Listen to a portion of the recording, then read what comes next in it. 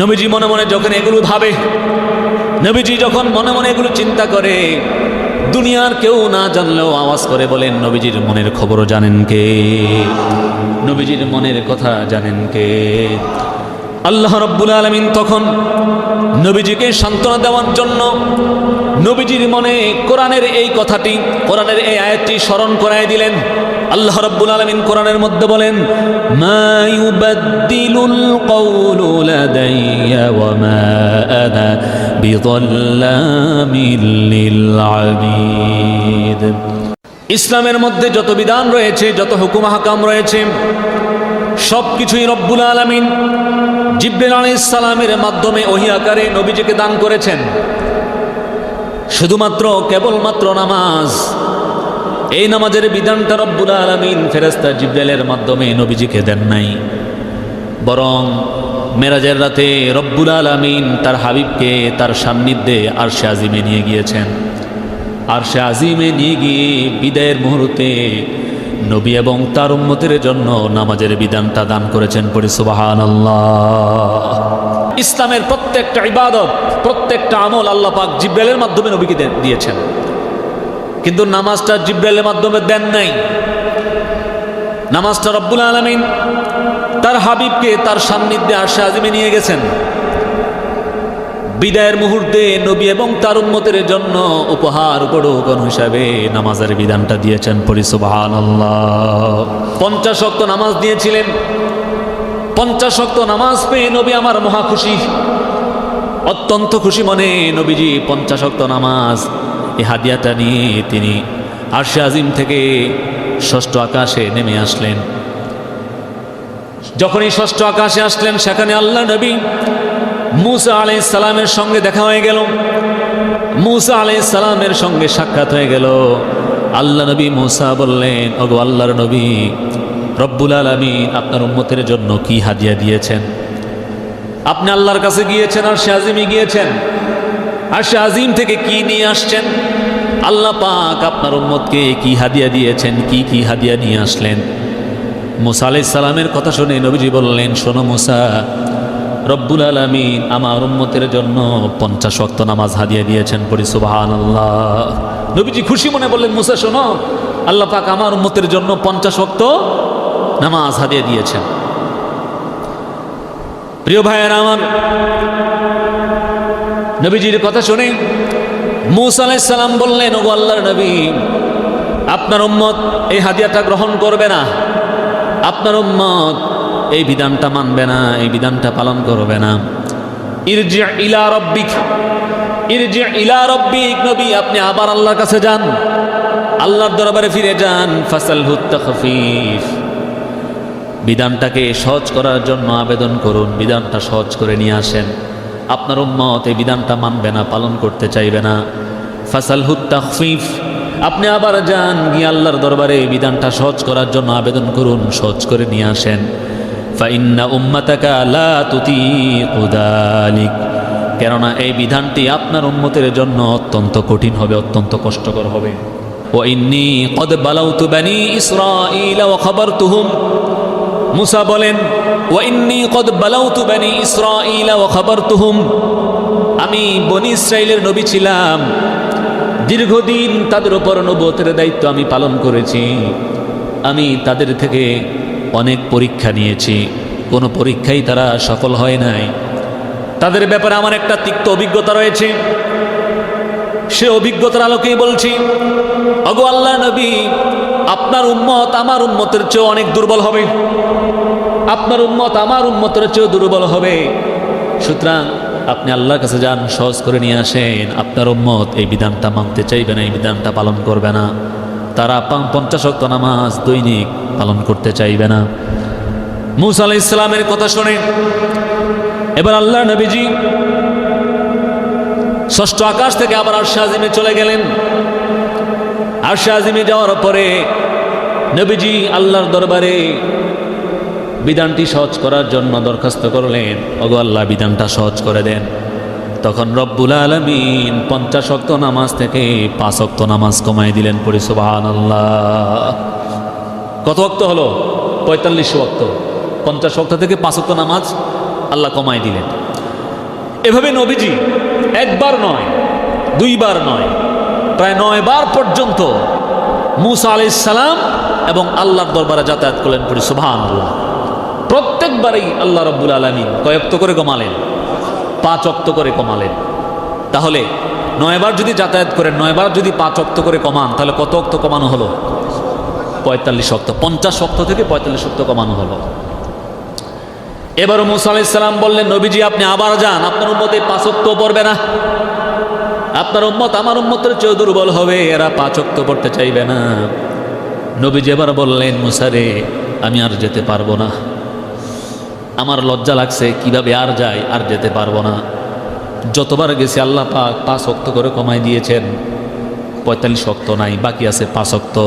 এখন এই 5 ওয়াক্ত নিয়ে যদি আল্লাহর দরবারে যাই, আল্লাহ যদি 5 ওয়াক্ত কমাই দেন, তাহলে বাকি থাকবে আর কি? আর তো কিছুই থাকবে না। প্রতিবারই তো 5 ওয়াক্ত কমাইলেন, এখন বাকি আছে 5 ওয়াক্ত। এটা দিয়ে যদি আল্লাহর কাছে আবার যাই, তা আল্লাহ যদি এবারও 5 ওয়াক্ত কমাই দেন, তাহলে তো আর কিছুই থাকলো না, আমি আর যেতে পারবো না। নবীজি আর গেলেন না। না গিয়ে এবার নবীজি ষষ্ঠ আকাশ থেকে তিনি দুনিয়াতে আসতে লাগলেন, নিচে নামতে লাগলেন। প্রিয় ভাইয়েরা আমার, নবীজি নিচে নামতে লাগলেন। নবীজির মনটা ভীষণ খারাপ। নবীজি মনে মনে ভাবলেন, হায় রে, রব্বুল আলামিন আমার উম্মতকে 50 ওয়াক্ত নামাজ হাদিয়া দিয়েছেন। যদি আমার উম্মত এই 50 ওয়াক্ত নামাজ প্রতিদিন আদায় করত, তাহলে আমার উম্মত কতই না সৌভাগ্যবান হয়ে যেত। এখন মাত্র 5 ওয়াক্ত নামাজ, আমার উম্মত তো 45 ওয়াক্ত নামাজ থেকে বঞ্চিত হয়ে গেল, কত কত সওয়াব থেকে বঞ্চিত হয়ে গেল। নবীজি মনে মনে যখন এগুলো ভাবে, নবীজি যখন মনে মনে এগুলো চিন্তা করে, দুনিয়ার কেউ না জানলেও আওয়াজ করে বলেন, নবীজির মনের খবরও জানেন কে? নবীজির মনের কথা জানেন কে? আল্লাহ রাব্বুল আলামিন তখন নবীজিকে সান্ত্বনা দেওয়ার জন্য নবীজির মনে কোরআনের এই কথাটি, কোরআনের এই আয়াতটি স্মরণ করায় দিলেন। আল্লাহ রাব্বুল আলামিন কোরআনের মধ্যে বলেন, মা ইউবাদদিলুল কওলু লাদাইয়া ওয়া মা আনা বিযাল্লামিল লিল আবিদ। আল্লাহ রাব্বুল আলামিন বলেন, আমার কথার কোনো পরিবর্তন হয় না, আমার কথার কোনো রদবদল হয় না, আর আমি আমার বান্দার প্রতি কখনো কোনো জুলুম করি না। পড়ি সুবহানাল্লাহ। আল্লাহ পাক বলেন, আমার কথার কোনো রদবদল হয় না, আমার কথার কোনো পরিবর্তন হয় না, আর আমি কখনো আমার বান্দার প্রতি জুলুম করি না। সুবহানাল্লাহ পড়েন। এই আয়াত দ্বারা আল্লাহ এটাই বুঝাতে চাইলেন, নবী, ও নবী, কেন আপনি মন খারাপ করছেন? আপনি মন খারাপ করবেন না। আমি নামাজের সংখ্যা কমাই দিয়েছি, কিন্তু সওয়াবের পরিমাণ তো কমাই নাই। সুবহানাল্লাহ। নবী, কেন আপনি মন খারাপ করেন? নামাজের সংখ্যা কমিয়ে দিয়েছি, সওয়াবের পরিমাণ কমাই নাই। যান গিয়ে বলে দেন, আপনার উম্মতকে বলে দেন, আপনার যে উম্মত দৈনিক 5 ওয়াক্ত নামাজ আদায় করবে, 5 ওয়াক্ত নামাজ আদায় করার কারণে আমি রব্বুল আলামিন তার আমলনামায় 50 ওয়াক্ত নামাজের সওয়াব দান করে দিব। পড়ি সুবহানাল্লাহ। নামাজের সংখ্যা কমায় দিয়েছেন, কিন্তু সওয়াবের সংখ্যা কমান নাই। কি মহান আল্লাহ আমরা পেয়েছি, কি মহান রব আমরা পেয়েছি। এই নামাজের বিধান আল্লাহ রব্বুল আলামিন তার হাবিবকে আরশে আজিমে নিয়ে গিয়ে মিরাজের রাতে হাদি হিসাবে আমাদেরকে দিয়েছেন, এমনি দেন নাই। এরপরও কেমনে আল্লাহর বান্দারা 5 ওয়াক্ত নামাজ পড়ে না, এটা বুঝে আসে না। সে কেমনে মুসলমান থাকে, সে কেমনে নিজেকে মুসলমান বলে পরিচয় দেয়, যে আল্লাহ তাকে এত সুযোগ দিলেন, এত নিয়ামত দিলেন। 5 ওয়াক্ত পড়লেই 50 ওয়াক্তের সওয়াব। বান্দা এত নিয়ামত পাওয়ার পরে ক্ষণিকের এই দুনিয়াতে এসে কিভাবে সে এই নামাজ থেকে গাফেল হয়ে যায়? একটু কি তার ভয় লাগে না? প্রিয় ভাইয়ের আমার, নামাজ হলো মুমিনের মেরাজ। যেই বান্দা বান্দি প্রতিদিন 5 ওয়াক্ত নামাজ আদায় করবে, আল্লাহর সাথে দৈনিক তাদের 5 বার মোলাকাত হয়ে যাবে, তারা আল্লাহর অতি নিকটবর্তী হয়ে যাবে। পড়ি সুবহানাল্লাহ। নবুয়তের 10ম বছরে যখন নামাজের বিধান নাজিল হয়ে গেল, নবুয়তের 10ম বছরে যখন নামাজের বিধান নাজিল হয়ে গেল, নবী মুহাম্মদুর রাসূলুল্লাহ সাল্লাল্লাহু আলাইহি ওয়াসাল্লাম তখন কাবার চত্বরে নামাজ পড়া শুরু করে দিলেন। নামাজের বিধান নাজিল হয়ে গেল, নবীজি আর বসে থাকলেন না, কাবার চত্বরে নামাজ পড়া শুরু করে দিলেন। তিনি কাবার আঙ্গিনায় নামাজ পড়তে লাগলেন। এই দৃশ্য দেখে কাফের আবু জাহেল রাগান্বিত হয়ে যায়। আবু জাহেল যখন দেখে নবীজি কাবার পাশে নামাজ পড়ে, আবু জাহেল তো রাগান্বিত হয়ে যায়, ক্রোধান্বিত হয়ে যায়, রেগে খুবই ফেটে যায়। আবু জাহেল আমার নবীকে নামাজ পড়তে বাধা দেয়। সে আমার নবীকে নামাজ পড়তে বাধা দিল, নবীজিকে নামাজ পড়তে নিষেধ করলো। এক পর্যায়ে নবীজিকে হুমকি পর্যন্ত দিয়ে ফেললো। আবু জাহেল এক পর্যায়ে রাগান্বিত হয়ে আমার নবীকে আঘাত করার জন্য নবীজির সামনে চলে আসলো। নবীজি নামাজ পড়ে, কেন নামাজ পড়বে? আবু জাহেল নবীজিকে নিষেধ করে বাধা দেয়, হুমকি দেয়। কিন্তু আমার নবী আবু জাহেলের কথা মানতে নারাজ। আমার নবী আবু জাহেলের কথা, আবু জাহেলের বাধা মানেন না। নবীজি আবু জাহেলের বাধা না মেনে নামাজ পড়তে লাগলেন। এক পর্যায়ে কুখ্যাত সন্ত্রাস, কুখ্যাত কাফের আবু জাহেল রাগান্বিত হয়ে আমার নবীকে আঘাত করার জন্য নবীজির সামনে চলে আসলো।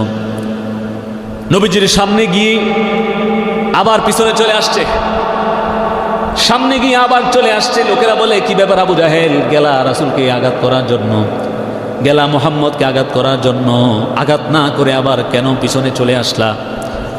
কেন আঘাত না করে চলে আসলা? আবু জাহেল বলে, শোনো শোনো, আমি যখন মুহাম্মদকে আঘাত করার জন্য সামনে গেলাম, মুহাম্মদকে প্রহার করার জন্য সামনে গেলাম, আমি দেখতে পেলাম আমার এবং মুহাম্মদের মাঝে বিশাল একটা আগুনের গর্ত। আল্লাহু আকবার। আমি দেখতে পেলাম যে মুহাম্মদ এবং আমার মাঝে বিশাল আগুনের গর্ত। আমার কাছে মনে হলো আমি যেন আগুনের গর্তের মধ্যে পড়ে যাচ্ছি। আল্লাহ নবী বলেন, সেই দিন যদি আবু জাহেল আমার উপর চড়াও হতো, আমাকে আঘাত করার জন্য কাছে আসতো, তাহলে ওই মুহূর্তে আযাবের ফেরেশতারা সবার সামনে আবু জাহেলকে পাকড়াও করে ফেলতো। আল্লাহু আকবার। নবীজি বলেন, ওই মুহূর্তে যদি, সেদিন যদি আবু জাহেল আমার উপর চড়াও হতো, তাহলে আযাবের ফেরেশতারা সবার সামনে আবু জাহেলকে পাকড়াও করে ফেলতো। ভয় পেয়ে গেছে, আগুনও গর্তে দেখে আর সামনে না গিয়ে কি করছে, পিছনে চলে আসছে।